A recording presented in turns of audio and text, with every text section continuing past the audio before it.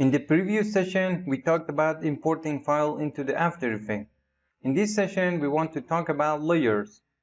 If you have worked with other Adobe programs such as Photoshop or Illustrator, you are familiar with the concept of layers. But for those of you who haven't worked with Photoshop or Illustrator before, I will explain the layers. Think of layers as the page of the book that overlap. When you are reading a page of a book, you will not see the pages below. Layers in After Effects are the same. To fully understand, I will explain with an example. But before we put the files in layers, we have to create a composition. As I mentioned before, the composition is a page that holds all the layers and keyframes in the timeline. And finally, we can render the composition outside of the After Effects. Click the New Composition button to create a composition. Select the HDTV 1080-25 from the preset section.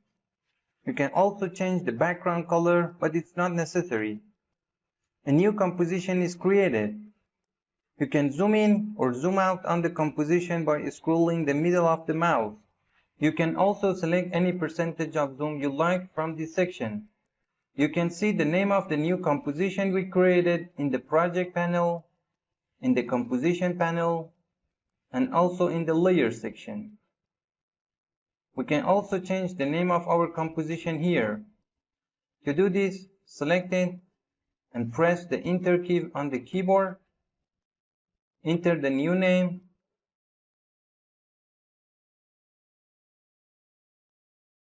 And press Enter again. As you can see, the name of the composition has changed. Now click on this video, drag it, and drop it in the layer section. This video is also displayed in the timeline section. With this handle, you can zoom in on the timeline. Click on it and drag it to the right. You can see that the video is playing in the timeline. With the help of this handle, which is called current time indicator, we can see different seconds of video or timeline. From now, we call the current time indicator CTI. When I move the CTI, you see my video playing. This video is on one layer. Now I want to add the sound layer as well. From the project window, click on the sound, drag and drop into the layers. As you can see, the sound is on the separate layer. Now I want to add the photo to the layer section. I click on it again and drag. I want to drop it on the top of the video layer. If you look closely at the layers, you will see a blue line. When I move my mouse, this blue line also moves.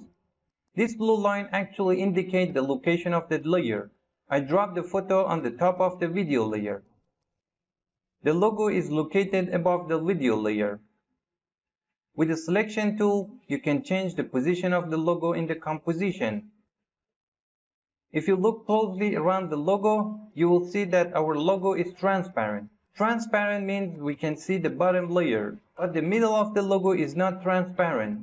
This means that we can't see the bottom layer. As I said before, layers are like the page of the book, and when you are reading a page of a book, you can't see the page below it. Now if I enlarge the logo and cover the whole composition, I can no longer see the video layer. Press Ctrl Z to undo.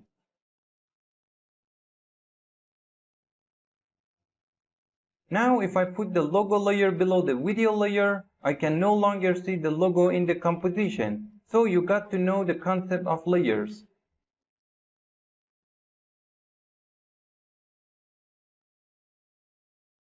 This way we can move the layers and place it under another layer.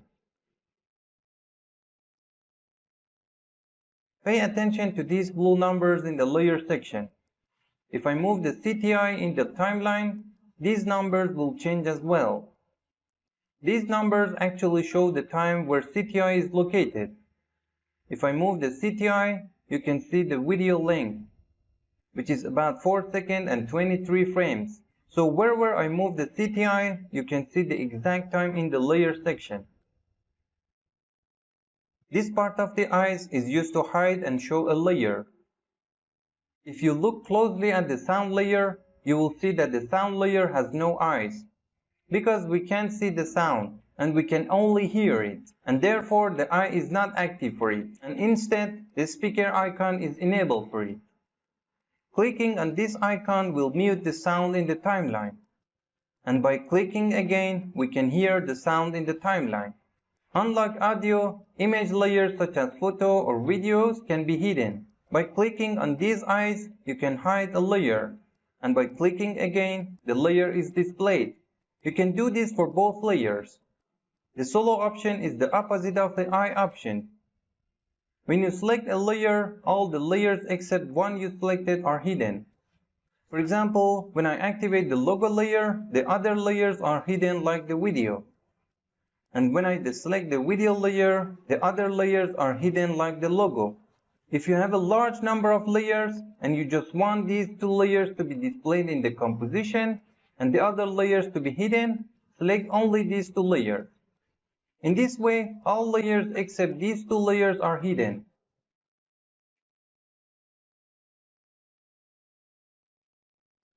This lock is used to lock the layers. When a layer is not locked, we can move it freely in the composition. But if you lock it, you can see that I can no longer move it. And instead, the bottom layer, the video layer, will be moved. Press Ctrl Z to undo. Now if I lock the video layer and unlock the logo layer, you will see that I can no longer select the video layer. But I can easily select and move the logo layer. And if I lock both layers, I cannot select any of them. So with this lock option, you can lock the layers. In the label section, you can choose a unique color for each layer. When it comes to motion graphics and the number of layers has increased, we have to categorize them. And this is done by selecting these colors for each layer. For example, we can choose green for this logo layer. You can choose blue for the video layer, for instance, and choose pink for the sound layer. If you look at the timeline, you will see that each layer has its own color, and we can distinguish them by color. In the layers section, like the project window, you can rename the layers and type any name you want. The procedure is the same.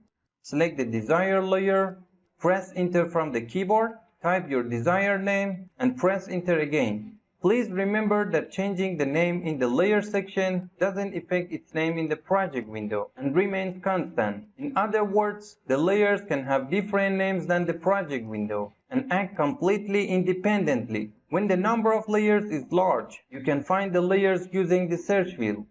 For example, I search for the image layer and it is selected automatically. Or for example, you want to find the video layer from a large number of layers. Type it and it will automatically be placed on the top layer. You can also exit the search mode by clicking on this option. I don't want to talk about these options at this time. I'll talk about these options in future sessions. You will also learn some of these options in future sessions, as well as options below. But so far you have become familiar with layers and realized that layers are an important part of the After Effects program. In the next video, we will talk about the timeline.